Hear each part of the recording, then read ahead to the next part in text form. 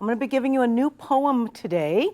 And what I'm going to ask you to do is to just look at it, scan it, get your very first impressions. I don't want you to read it. I just want you to look at it, and whatever comes into your mind, I want you to what?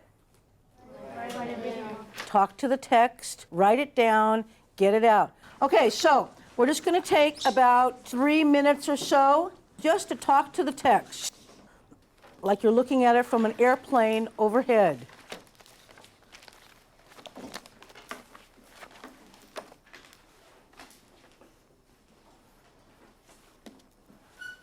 What are some of the things that jumped out at you?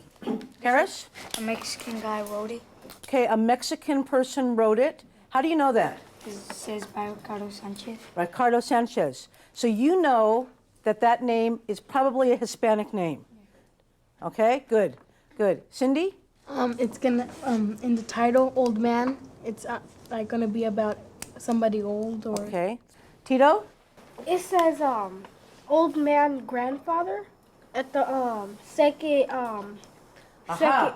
So the word grandfather jumped out at you. Yeah. Ricardo? When I saw by Ricardo, Yeah? I thought I said that's my name is Ricardo too.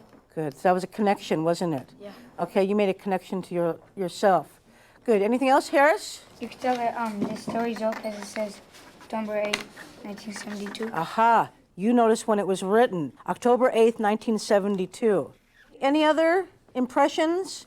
Anything that jumped out at you? Questions? Alejandro? I agree with Harris because he is kind of Mexican because he says some Mexican words in it. It's got Mexican words, like what? Like Indio and there's tons of names that come from Mexico and all that. Okay. We had some other evidence. What about the subtitle? Everybody see that? Remembrances. Smiles hurts sweetly. What do you think about that? Yeah. Probably that person has like a big smile. Who does? The author or the character in the Character. in the poem? Yeah. Okay, that he's a smiling person.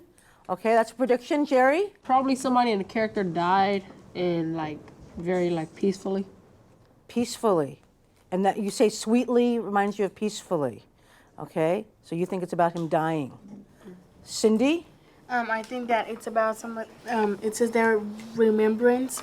I think like a memory past. The thing that they remember, and what's Jerry said about he dying or something. Okay, let's spend some real time actually reading this poem. As you're reading it, I want you to notice, what are your roadblocks? What are the things that are going to make you stop and not understand it? And I want you to notice, how do you get through that roadblock?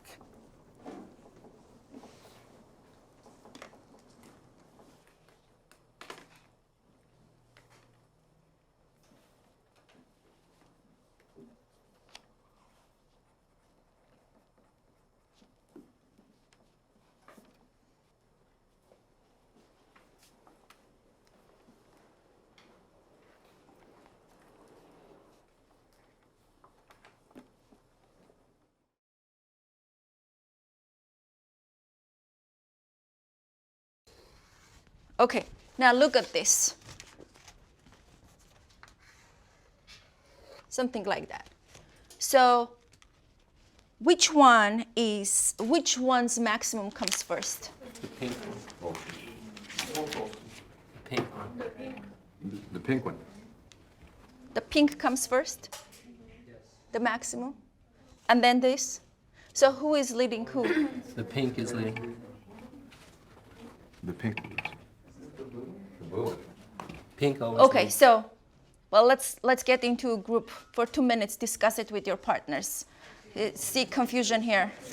Because of this like sine, cosine like graphs, like it's by 90 degrees.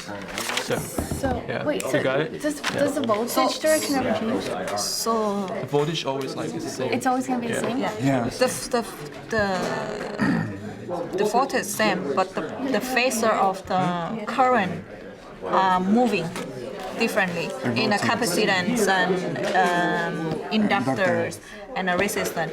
But all the resistors are always collinear. Makes it lag by 90. This is required. It's bolded. The current in an inductor lags behind a voltage by a phase of 90 degrees. So it makes the current lag instead of 90 degrees. Why is that different from a resistor then? Yeah, the resistor doesn't do anything. It doesn't do No.